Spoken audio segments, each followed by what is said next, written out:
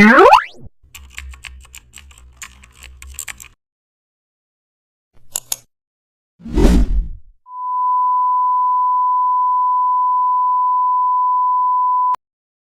back to the channel, and don't forget to like, share and subscribe for more updates. Today we are diving into an exciting tutorial: smart filters for background glow in Photoshop. Load your model or product image, convert layer into a smart object, apply motion blur for streak effects, and rotate the angle to match your subject. Increase distance to the extend lines and also apply blur as smart filter. Now mask blur from the subject completely and leave blur only on background.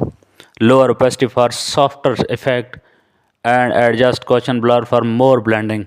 Reorder filters for best look and adjust setting with a double click.